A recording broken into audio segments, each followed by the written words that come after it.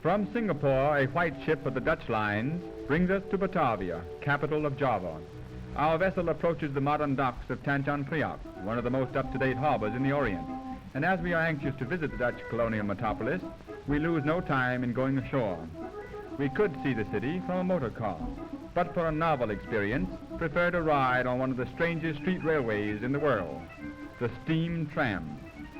At the powerhouse, steam is forced into the fireless locomotive, enough to pull the tram about 30 miles through Batavia streets without recharging.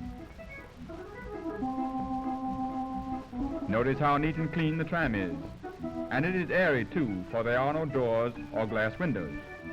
We glide smoothly along the well-kept streets through the two sections of the city. In Batavia Centrum, the newer part of the city, occupied mostly by European residences and business houses, is the palace of the Governor-General. Since Jan Petersen Koen founded Old Batavia in 1619, the Dutch have slowly extended their dominance in the Indies until today they rule over an area 62 times larger than the mother country. In Java are to be found many splendid hotels. Ahead of us is the famous Hotel des Andes. It is difficult to imagine we are so many thousands of miles from what we had considered comforts of civilization when we see such evidences on all sides in this remote island of the Dutch. This modern building is the recently erected terminus of the efficient railway system that serves all parts of Java. In the section of the city known as Old Batavia are many Dutch and foreign business firms, but it is mostly occupied by shops and homes of Chinese and Javanese. Batavia, like Amsterdam, has many canals which serve many purposes. Every day is wash day here, for not only native washing, but also nearly all European laundry work is done in the canals.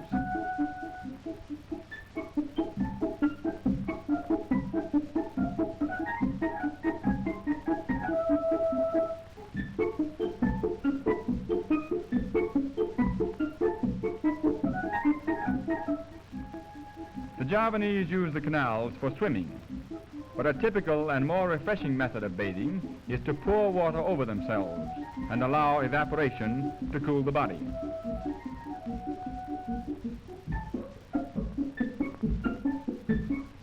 Java abounds in strange and interesting sights. In Yogyakarta, we see the retinue and bodyguard of a nobleman on his way to pay an official visit to the Sultan. Yogyakarta and Surakarta are the only two remaining principalities, native states, still nominally ruled by sultans. The little army passes between the double walls of the Kraton, the palace of the Sultan. They still wear their fez-like head coverings and dress in sarongs of handmade batik.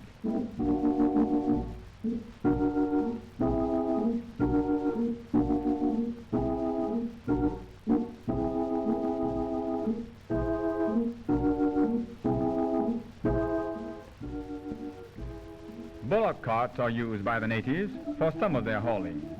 The pace of the animals is slow, but then time means very little to the Javanese. Human labor is more plentiful and cheaper, so most of the trucking is done by coolies, and women as well as men labor under back-bending burdens. A load of empty petrol tins that are much in demand, for they are used for many things.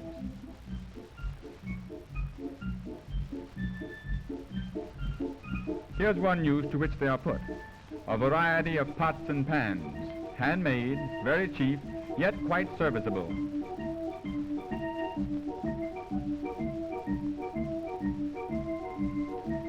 Rug beaters, doormats, feather dusters, brushes and brooms, everything to keep the home clean. And moving's a simple matter in Java too, for anything is carried by coolies.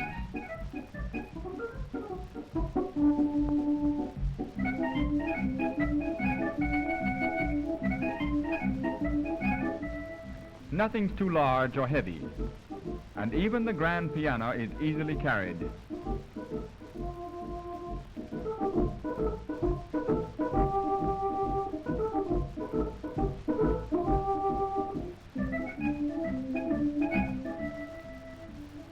A shop for batik, the native cloth from which many Javanese garments are made. Javanese batik is known all over the world. The best comes from Jogja. Most of it is made by women during their spare time at home. If worked on continually, about 10 days would be required to decorate even a simple sarong, while elaborate patterns would take many months to complete. With a little instrument called a chanting, a sort of batik fountain pen, a solution of melted wax and rosin is applied as a pattern to those portions of the material not to be dyed. It's tedious work, for both sides of the material must be covered with the identical design.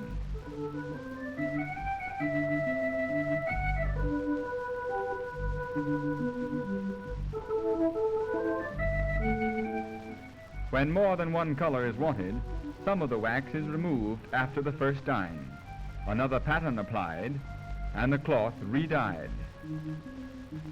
When the colors have set, the material is dipped in warm water to remove the wax, and the batik is finished.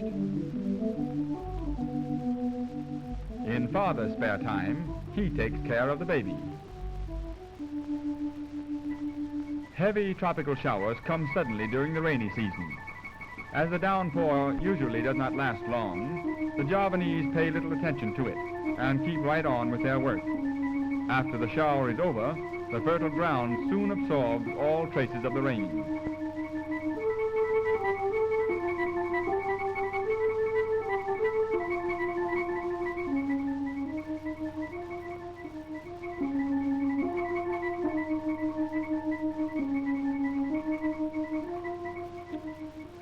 Near Jogja is one of the world's great spectacles, the Borobudur, perhaps the most perfect Buddhist monument in existence. It was built about the 8th century, not as a temple, but as a memorial, and it is believed that some of the ashes of the Buddha are buried here. For centuries, the Borobudur was forgotten, covered by earth and vegetation, and only in recent time was it found and restored. Along the walls of the terraces, there are more than 2 miles of bas-reliefs, depicting the mythical and actual life of the Buddha.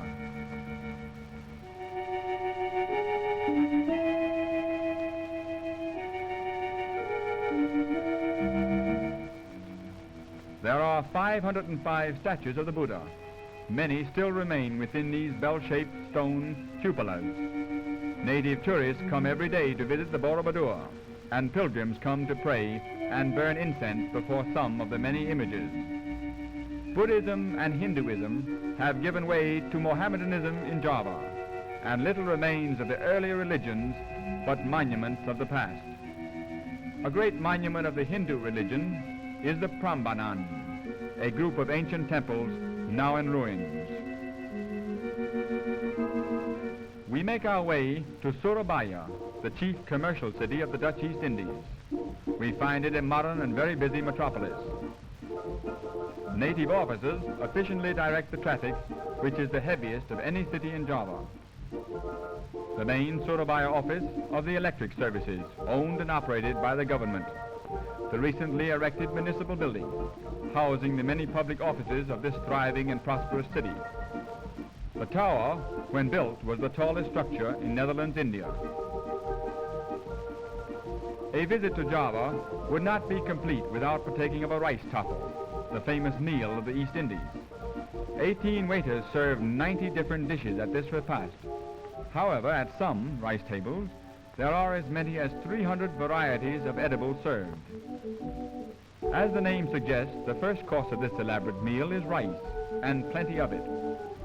To it are added many kinds of meats, fish, fowl, eggs, spices, sauces, condiments, and nuts, until finally the plate is filled with an astounding mixture of food, so tempting that one frequently overeats, and therefore it's not hard to understand why it is so easy to lose one's figure in Java.